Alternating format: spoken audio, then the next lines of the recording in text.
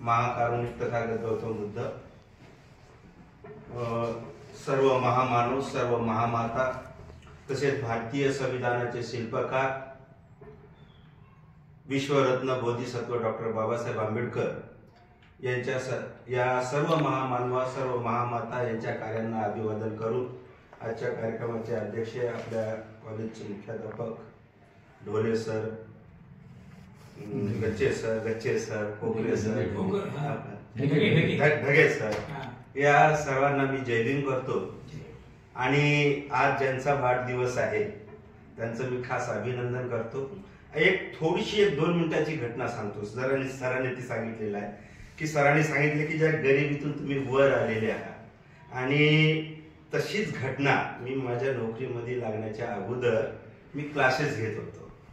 तुम्हाला कदाचित ओळख असेल, कारण त्या ऑफिसमध्ये ती पण मुलगी राहिलेली आहे, हत्ती अंबारी म्हणून। हत्ती अंबारी ती माझी क्लासची विद्यार्थिनी होती। ती माझ्या अतिशय गरीब परिस्थिती, तिला मग माझ्या क्लासमध्ये शिकवत होतो। आणि सर तुम्ही एवढं छान शिकवता पण मला हे होत नाही, घरी येऊन शिकवा।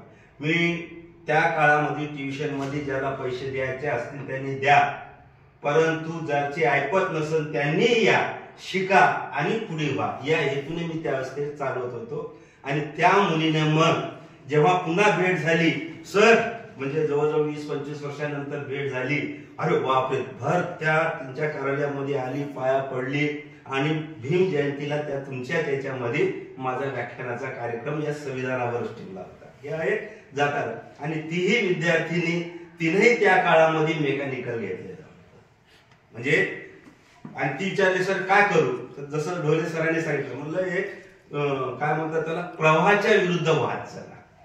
प्रवाहाबद्दल तर सगळेच जातात, परंतु प्रवाहाच्या विरुद्ध व्हायला आणि त्याच्यामध्ये तुम्हाला पोहणं आलं तर हे जग तुमच्या समोर नम्र होते। तशीच ती घटना झालेली आहे। अतिशय गरिबी परिस्थितीतून ती आज वर आलेली विद्यार्थिनी, पण बिचारीची आई गेली, आता वडीलही गेले। जे तिला म्हणजे आपल्या आई वडिलांना जे सुख दाखवायचं होतं ते तिला दाखवता आलं, वडिलांनी बघितलं परंतु आईला बघता आले नाही। आज तिनं भावाचं सगळं काही केलेलं आहे।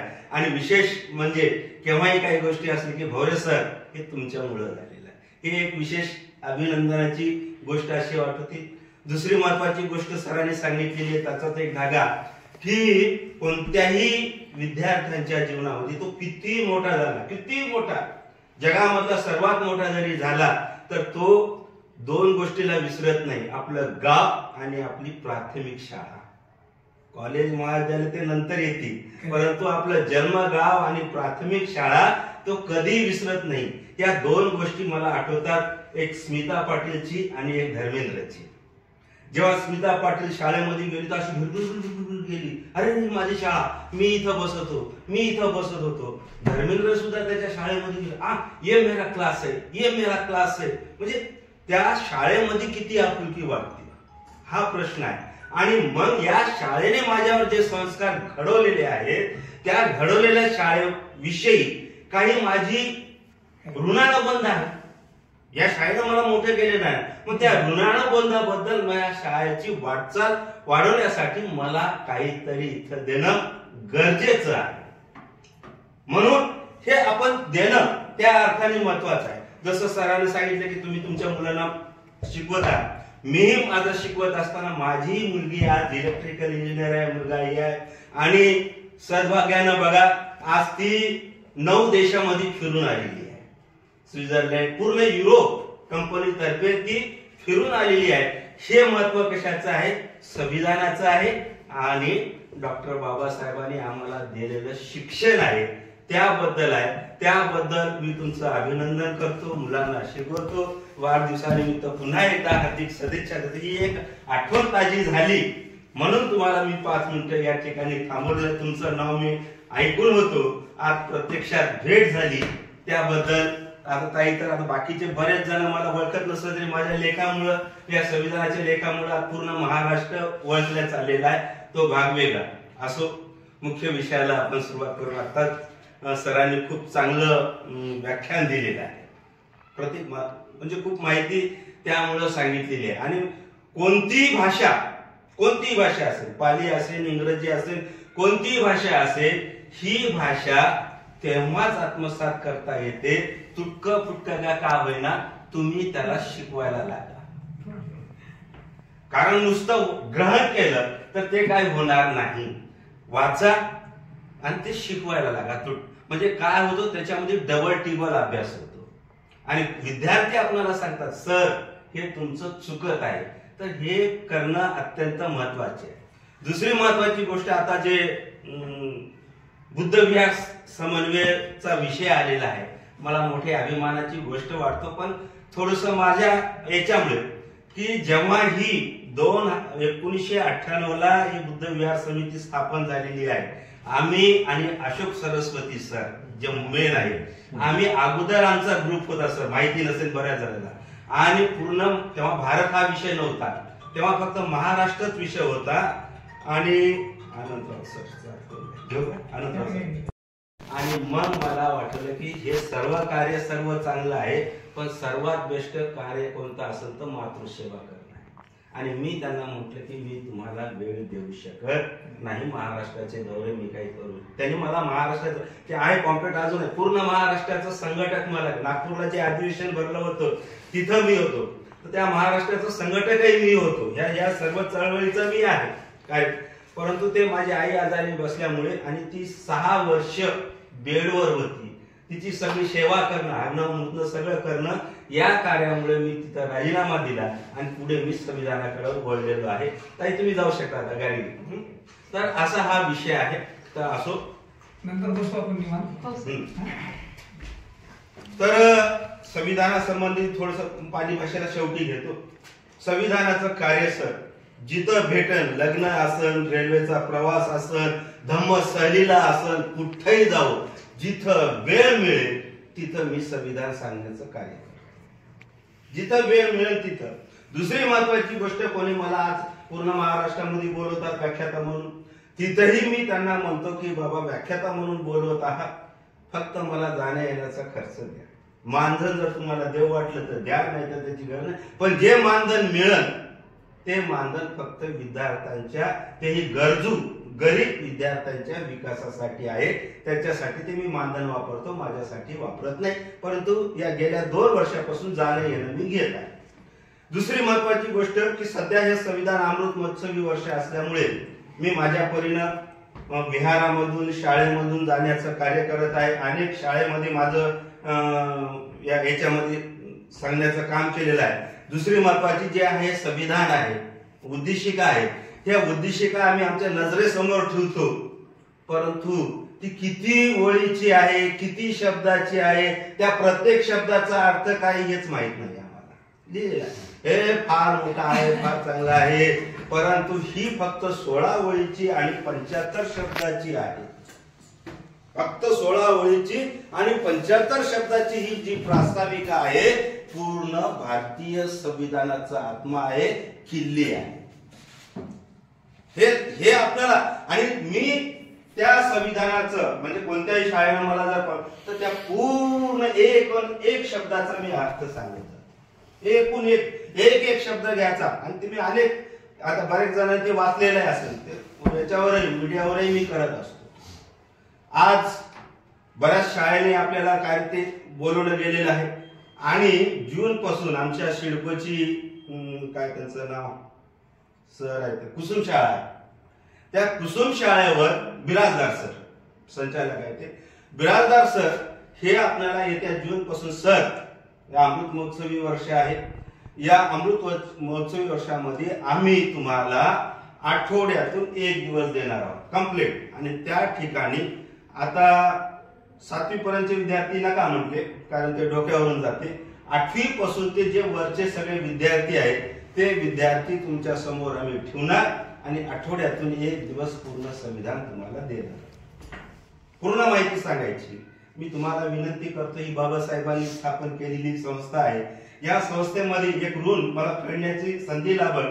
तुम्ही जरी आता परीक्षेचा काळ जून पासून संधी जर भेटली तर मी इथेही आठवड्यातून 1 दिवस करायला काही हरकत नाही, जेणेकरून बाबासाहेबांचं संविधान, कारण मोठ्याला समजावून सांगण्यात काय अर्थ नाही, आता आपल्याला समजावून सांगण्यात काय अर्थ नाही, जी येणारी पिढी आहे त्या येणाऱ्या पिढीला संविधान म्हणजे काय, संविधान कसं काय, आणि बाबासाहेबांविषयी इतके गैरसमज झालेले आहेत. जेव्हा हे संविधान तयार झालं त्या काशीचा शंकराचार्य म्हणतो संविधान खूप चांगलं आहे सर, खूप म्हणजे खूप चांगलं आहे, परंतु ते एका अस्पृश्यानं लिहिलेलं आहे म्हणून त्या संविधानाला आम्ही जुमानत नाहीये. किती शोकांतिक, किती शोकांतिक. दुसरा एक असं म्हणतो संविधान खूप चांगलं आहे, खूप चांगलं आहे, परंतु एखादं शुद्ध, आता हे बिस्लेरीचं पाणी आहे, चांगलं पाणी आहे, परंतु या पाण्याला गटाऱ्यामध्ये टाकल्यानंतर या पाण्याचं काय महत्व राहते, राहते का काही. तसंच हे संविधान खूप चांगलं आहे, परंतु या संविधानाची तुलना आमच्यासाठी त्या गटारातल्या पाण्यासारखी आहे.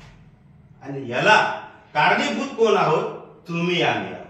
तुम्ही म्हणसाल असं कसं, तुम्ही म्हणसाल असं कसं, त्याचा अर्थ असा होतो की आम्ही डॉक्टर बाबासाहेब आंबेडकरांना एका संकुचित भावनेतून तयार केलेला आहे. संविधान आमच्या बापाचं, कोण बदलणार आहे, कोणाच्या बापाची हिंमत आहे, कायदा आमच्या बापानं लिहिलेला आहे, म्हणजे बाबासाहेबाला आमच्या पुरतं मर्यादित केलं. आम्हाला समजून सांगताना बाबासाहेब हे फक्त आमचाच नाही तुमचा कसा होऊ शकत नाही हे समजावून सांगणं आम्हाला तिथं गरजेचं आहे. तुमचा नाही. महिला, महिला जी मनुस्मृती आहे या मनुस्मृतीमध्ये 4 वर्ण होते मुख्य, ब्राह्मण, क्षत्रिय, वैश्य, शूद्र, आणि याच्यापैकी अतिशूद्र जो विषय होता तो म्हणजे महिला होती. ती कोणत्याही धर्माची असो, कोणत्याही जातीची असो, महिलांना अतिशय हीन वागणूक भेटत होती. अशा महिलांना सर्वात प्रथम समानता देण्याचा अधिकार, शोषणाविरुद्धचा अधिकार जर कोणी दिला असेल तर ते डॉक्टर बाबासाहेब आंबेडकरांनी संविधानातून दिलेलं आहे. मग हे प्रत्येक महिलांनी विसरायला पाहिजे का. मग ही ती कोणत्याही जातीची असो त्या प्रत्येक महिलेने हे बाबासाहेब आमचे आहेत आणि त्या प्रत्येक महिलेने या बाबासाहेबाचं कार्य पुढे चालवलं पाहिजे. आज महिला मोठ्या अभिमानानं ज्या नोकऱ्या लागलेल्या आहेत त्या नोकऱ्यामध्ये तिला बाळपणाची रजा उपभोगते. आम्ही कर्मचाऱ्यांना पेन्शन अनुच्छेद 43 द्वारे आम्हाला पेन्शन मिळते. आता कोणत्या द्वारे पेन्शन मिळते हेच आम्हाला माहित नाही ना. काढा ना अनुच्छेद 43, तिथं आहे तुम्हाला. तुम्ही कामं केलेले आहेत, तुमचं पुढचं जीवन व्यवस्थित जावावं हे बाबासाहेबांनी त्या काळी व्यवस्था केलेली आहे. मग हे कर्मचारी काय फक्त एकाच जातीचे आहेत का, एकाच धर्माचे आहेत का, एका पंथाचे आहेत का. मग हा आंबेडकर सर्वांपर्यंत कोणी पोचवावं, हा आंबेडकर कोणी पोचवावं. आणि हे संविधान फक्त आमच्यासाठी नाही तर भारतातल्या तमाम लोकांसाठी आहे. जन्मल्यापासून नाही तर ते बाळ आईच्या पोटात कसं राहील ते मरेपर्यंत हे संविधान आमच्या उपयोगीचे आहे. अशा रीतीनं त्या संविधान प्रचारकाला समजून सांगावं लागणार आहे. तुम्ही म्हणसाल आईच्या पोटात असताना संविधान काय कामाचा. आज ते बाळ पोटात राहिल्यानंतर ती अंगणवाडीची बाई येते, विचारते तुम्हाला कितवा महिना चालू आहे, लस घेतली का. अरे हे कशामुळे झालेली आहे, संविधानामुळे झालेलं आहे. त्या सगळ्या काळजा, या सगळी काळजी त्या संविधानाच्या कर्माद्वारे झालेली आहे. वाचत चला ना. संविधान पुस्तक घेतो असं कुठंतरी अलमारीमध्ये ठेवतो, 26 नोव्हेंबर किंवा 26 जानेवारी आली की अगरबत्ती घेतो, मेणबत्ती लावतो, झालं, संपलं संविधान. संविधान याच्यासाठी आहे का. मला माहित आहे की एक आर्टिकल जर घेतलं तर ते आमच्या डोक्यावरून जाते. मग ते मला लक्षात आलं की ते संविधान घ्यायचं मला कठीण पडलं. एक आर्टिकल घेतलं, मला त्याच्यासाठी 4 पुस्तकं रेफरन्स करावं लागतात वेगवेगळे. ते कसं मोकळं सांगता येईल, सुटसुटीत खेडेगावामध्ये गेलं तर खेडेगावामध्ये कसं समजून सांगता येईल. जे PhD झालेले आहेत त्यांच्यापाशी आज माझ्याकडे अनेक प्राचार्यांचे फोन येतात. रिटायर, औरंगाबाद झाले, सांगली झाले, बीड झाले, नागपूरचं कळंब तालुका आहे तिथलं तर एक कॉलेज असं आहे आमचं ऑनलाईन संविधान चालते, तर सर तुमचं संविधान सुरू झालं की तिथलं त्यांचं महिलांचं कॉलेज आहे, त्यांचं मोठं स्क्रीन आहे, तिथं ते माझं संविधानाचं ते हे म्हणजे एवढं संविधान तुम्ही सहज सोप्या भाषेमध्ये सांगत आहात. तर ही सांगण्याची कला आज कसं आहे, हे सगळ्या गोष्टी आवश्यक आहेत, परंतु सर्वात महत्वाची गोष्ट जर काय असेल तर ते संविधान आहे. मग बाकीच्या गोष्टी आहेत, धम्म असतील, धर्म असतील, या सगळ्या बाकीच्या गोष्टी आहेत. म्हणून सर्वात पहिले आम्हाला कशाचा प्रचार प्रसार, म्हणून मी अशोक सरस्वतीजी नाही म्हणलं, तुम्ही काही म्हणाल्या म्हणलं सर हे कार्य चांगलं आहे, त्याच्याबद्दल वंदन आहे, परंतु मला संविधान सर्वांपर्यंत नेणं अतिशय महत्वाचं आहे, म्हणून मी याच्यामध्ये उतरू शकत नाही. बरं, तुम्ही उतरू शकत नसेल तरी पाठिंबा द्या म्हणजे. पाठिंबा केव्हा रे, तुम्ही मला बोलवसाल, कोणत्याही विहारात बोलवसाल. आज त्यांची गेल्या वर्षी मागं पुण्याला होती, देणग्या गोळ्या करायच्या होत्या, तिथं लग्गड दादा होते, सगळ्यांचा संग्रह करून दिला. जे काय करायचं आहे ते करून द्यायचं, परंतु मला त्या भाषेसाठी म्हणजे पूर्ण वेळ मला काही देता येत नाही, कारण संविधानाचा अभ्यास करायचा म्हणजे फार बारकाईने करावा अतिशय, आणि ते खेडेगावातल्या लोकांसाठी समजावून सांगायचं. त्याच्यामध्ये पुन्हा मग पाली भाषेचं थोडस महत्व कसं काय झालं, आज सगळ्या गोष्टी झाल्या. राहुल कोकरेची एकदा आमची एक घरी भेट झाली, आणि ते तेव्हा नवीनच पहिलीच भेट होती.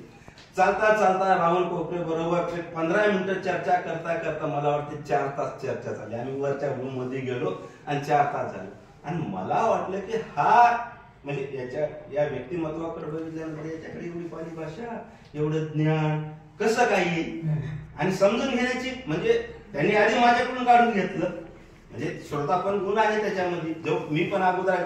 मग अशा रीतीने आम्ही ते एकत्र आलेलो आहोत. मग त्यांनी सांगितलं की बाबा संडे स्कूल कसा करायचा, हे आमचे मग प्रयत्न चालू होते. मग आज सांगितलं की ठीक आहे, पाली भाषेचा आपण विकास करूया. मग त्याच्यामध्ये सांगितलं की ढोले सर आहे, काय हरकत नाही, संच चांगला जमत असेल. आता तुम्ही मला, माझी मुलगी हो मी सावित्री बोलते तेव्हापासून, जनता कॉलनीपासून तुम्ही मला बघत आहात, तर हा संच जर चांगला जमत असेल तर या भाषेचा विकास करायला काही हरकत नाही. आणि आता तर तिला अभिजात दर्जा मिळालेला आहे.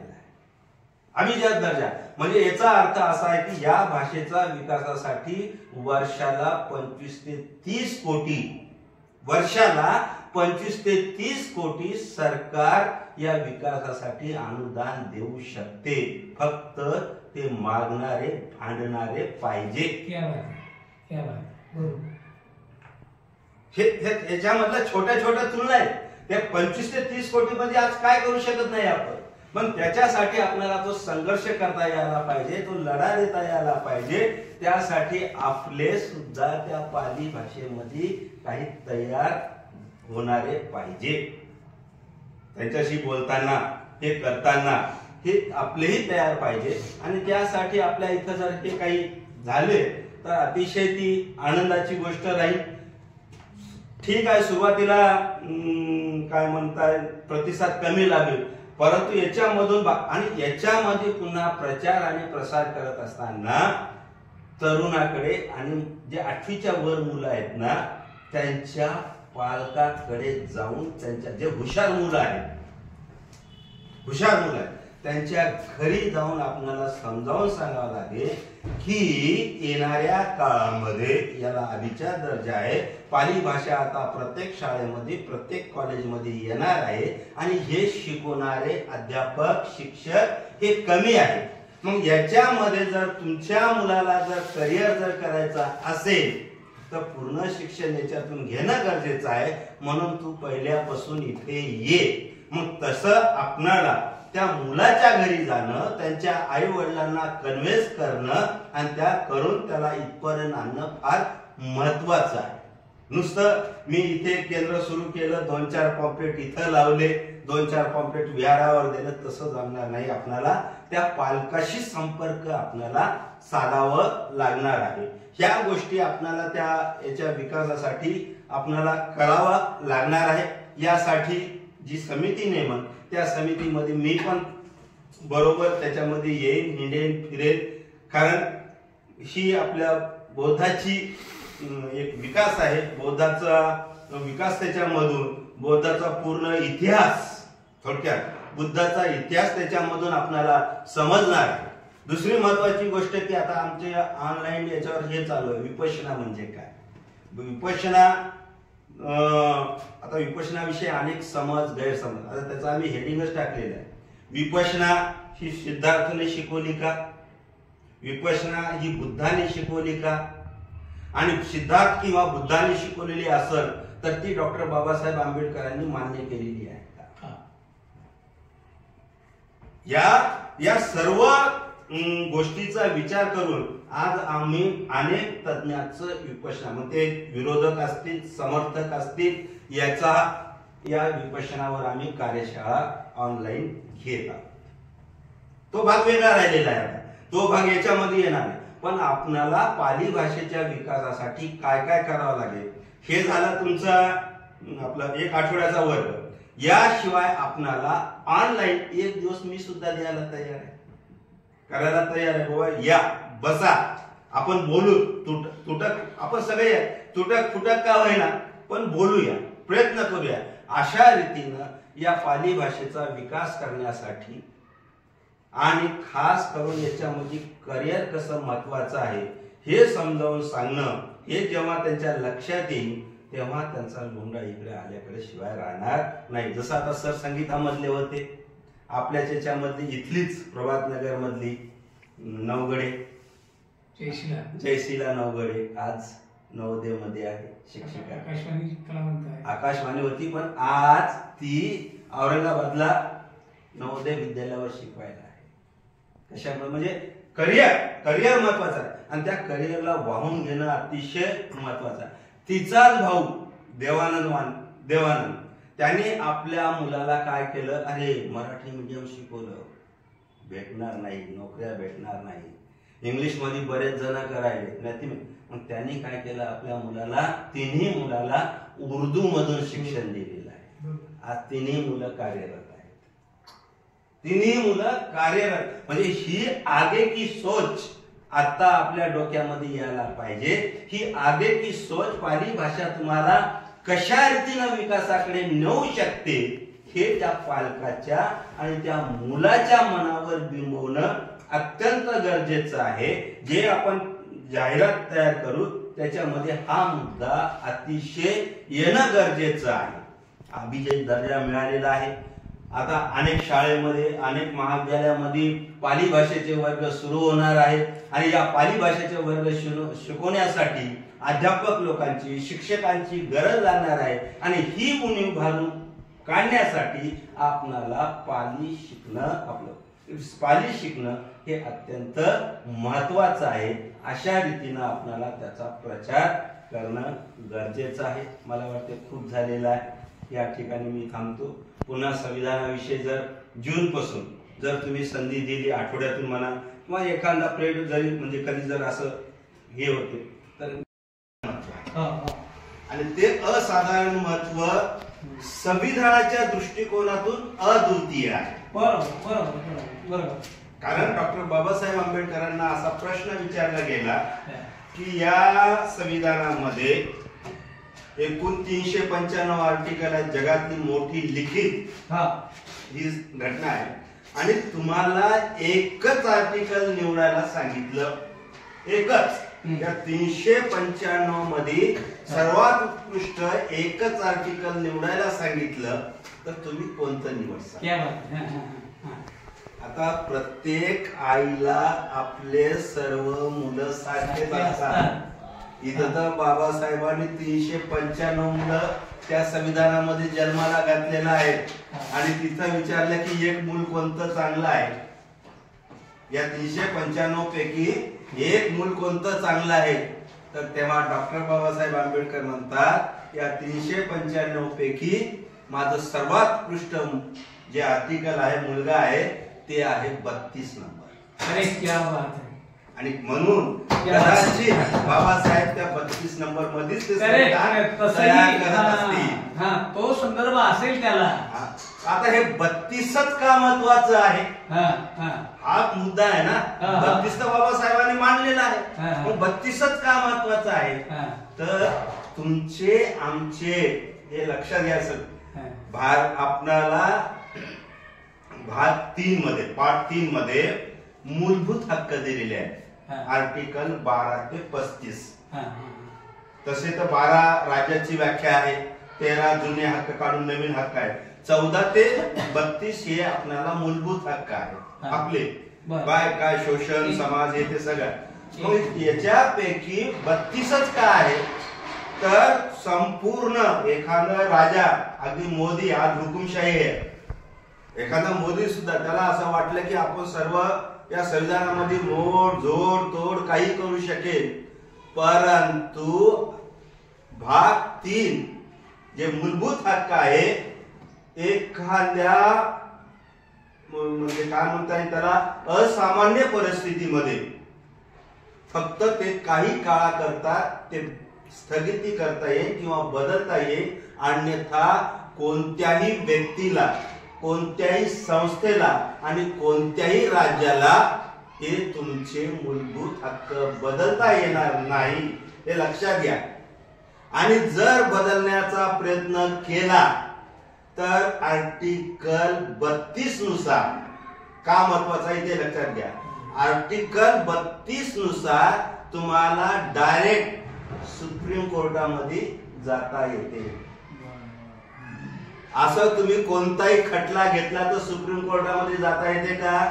आधी तुम्हाला जिल्हा लेवलवर जावं लागते, मग आपलं उच्च न्यायालयामध्ये जावं लागते, मग सुप्रीम कोर्टामध्ये, आणि सुप्रीम कोर्टाची फीस तर लाखो रुपयामध्ये आहे. इथे तुम्ही साध्या पोस्ट कार्डवर, फक्त याच्यासाठी तुमचे जे मूलभूत हक्क आहेत ना, या मूलभूत हक्कावर दाद मागण्यासाठी साध्या पोस्ट कार्डावर तुम्ही तुमचे हक्क मागू शकता. तुमच्या मूलभूत हक्काची, तुमच्या जीवित रक्षणाची जबाबदारी तुम्ही आर्टिकल 32 नुसार मागू शकता. म्हणून आर्टिकल 32 या सर्व आर्टिकल मध्ये अतिशय महत्वाचं आहे, हे लक्षात घेणं गरजेचं आहे. असं तुम्हाला कोणीही सांगत नाहीये. तर असा प्रचार प्रसार होणं अत्यंत गरजेचं आहे. म्हणून तुम्ही जे घडी 32, मला त्यावेळेस राहून गेलं माझं, म्हणून ही संधी पुन्हा घेतली की आर्टिकल 32 हे किती महत्वाचं आहे, किंवा ज्या 32 नंबर खोलीमधून त्यांनी संविधान लिहिलं तेव्हा मी हे संविधान 32 नंबर खोलीमधून लिहित आहे, तर हा आर्टिकल मध्ये 32 नंबर का येऊ नये, मुद्दाम 32 ला टाकला, 32 ला का टाकू नये, अशी त्या मागची भूमिका असावी. हा एक संदर्भ मला सांगायला बरा झाला आता की बाबासाहेब तळेगावला काही काळ लिहिलं, काही 32 नंबर लिहिलं. हा मला आता कुठेही प्रचार करताना हा सांगायला बरं झालं. धन्यवाद.